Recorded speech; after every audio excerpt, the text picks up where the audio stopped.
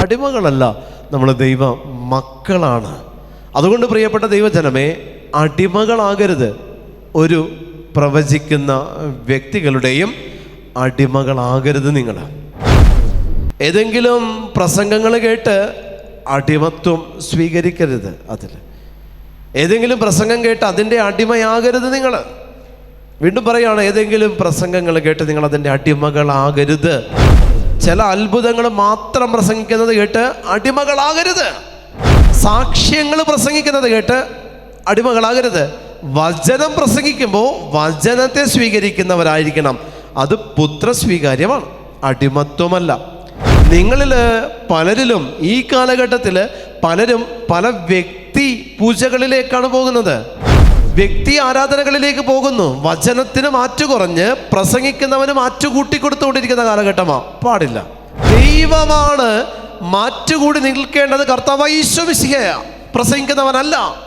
പ്രസംഗിക്കുന്ന അധരത്തിൻ്റെ മാറ്റു പരിശോധിക്കണ്ട. ആ നിലവാരത്തിൽ അടിമപ്പെട്ടു പോകണ്ട.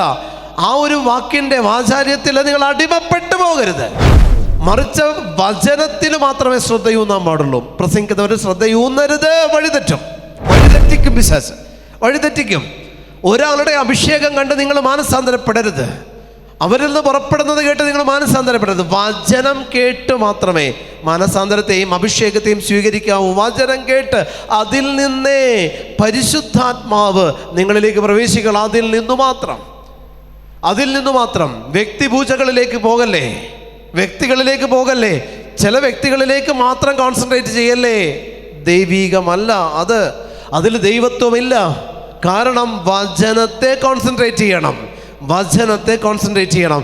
അഭിഷേകമില്ലാത്തൊരുവൻ, പാപമില്ലാത്തൊരുവൻ വചനം പ്രഘോഷിച്ചാലും അവനിൽ നിന്ന് പ്രഘോഷിക്കപ്പെടുന്ന വചനത്തിൻ്റെ മാറ്റിന് വ്യത്യാസം വരുന്നില്ല. ഹല്ലേലൂയ. അതുകൊണ്ട് ഞാൻ നിങ്ങളോട് പറയട്ടെ, മേന്മ പറയുന്നത് സുവിശേഷമല്ല. സുവിശേഷത്തിന് നിങ്ങൾ ഒരാളുടെ മേന്മ പറഞ്ഞു മാറ്റുകൂട്ടേണ്ട ഗതികേട് കർത്താവിൻ്റെ സുവിശേഷത്തിനില്ല. ശുശ്രൂഷകനിൽ നിന്ന് എന്തെങ്കിലും സ്വീകരിച്ച് സുവിശേഷത്തിൻ്റെ മാറ്റുകൂട്ടി ജനങ്ങൾക്ക് കൊടുക്കേണ്ട ഗതികെട്ടവനല്ല കർത്താവായ ഈശോ മിശിഹ. അതുകൊണ്ട് പ്രിയപ്പെട്ട ദൈവജനമേ, വചനം സ്വീകരിച്ച മതി നിങ്ങൾ. വചനത്തെ ഉൾക്കൊണ്ട മതി നിങ്ങൾ. വചനമാണ് നിങ്ങളിലേക്ക് പ്രവേശിക്കേണ്ടത്. പ്രസംഗിക്കുന്ന വ്യക്തിയെ പ്രവേശിപ്പിക്കരുത്.